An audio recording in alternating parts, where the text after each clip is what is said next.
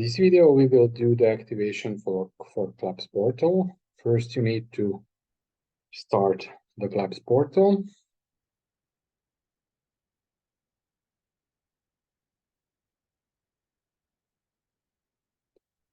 Then you need to choose the type of your device, choose the COM port, connect to device, click on close, type in the name, type in the email address and the password what you are using at the YBUA portal.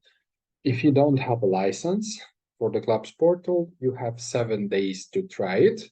And if you like it, you can buy it at the skio-adductor.com webpage. So name, email, password, activation.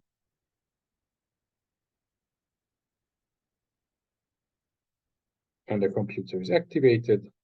Now I have the full license for my Clasp portal. Thank you.